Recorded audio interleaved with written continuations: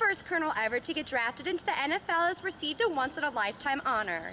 Gary Barbaro, a former defensive back for the Kansas City Chiefs, is the newest member of their Hall of Fame, an exclusive club that inducts just one member a year. The always humble Barbaro is appreciative, but he's also incredibly deserving of this distinction. Collegiate career at Nichols, Barbaro only participated in 1 year of football at East Jefferson High School and the New Orleans suburbs. Well, I came out of the marching band. I played music since I was in the 5th grade, and I've been in marching bands. And when I got to high school, I was in the stage band, a concert band, and obviously the marching band. But I've always been a decent athlete, played recreation ball, but decided I wanted to take a chance at playing football my senior year. And so I went out and I made the team. I wasn't a starter, but I did alternating time. So it was just an opportunity to play and get out there with the rest of my friends who were playing on the varsity. His recruiting process was quite simple, considering Nichols was just starting their intercollegiate football program in the early 70s. Barbaro was a work in progress back then, but his experience at Nichols shaped him into the player he would become. Having the opportunity to be a work in progress, because I was a classic late bloomer coming out of just 1 year of high school football. I had a lot of raw talent, but if I'd have gone to an LSU or a Tulane, they don't have time to develop somebody from a raw state.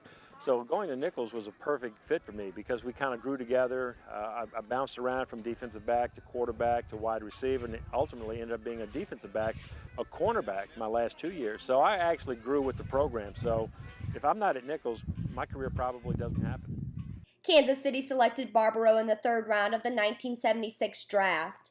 Coming from a small university, it was a big step for him, but he proved to handle it well.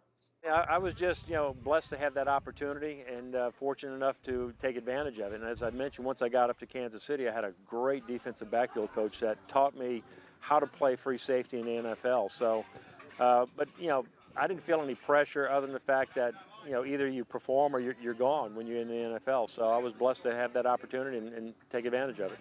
Though the Chiefs were in a rebuilding phase when Barbaro came aboard, he stuck with them through 7 seasons, earning Pro Bowl honors in 1980, 81, and 82.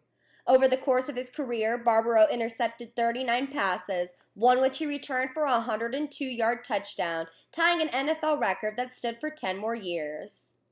Barbaro retired from pro football in 1984. He was long ago inducted into the Nichols Athletics Hall of Fame.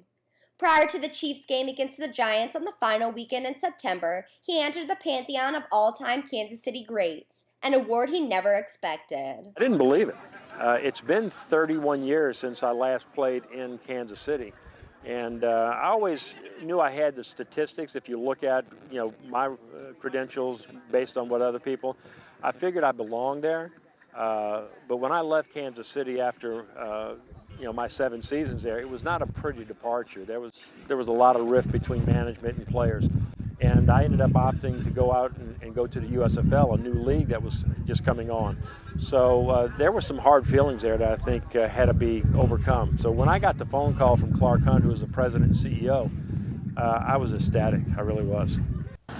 Gary and his family reside in Metairie, Louisiana, outside of New Orleans, and he is a partner in a food service equipment company. He keeps connected to football as a uniform and licensed apparel inspector for Saints home games, and is still involved in Nichols Athletics, participating in events such as the John Brady Golf Classic, where we caught up with him for the story. Barbaro has made it to the top, but he's always remembered where it all started, right here at Nichols. For NTW News, I'm Amanda Kelly.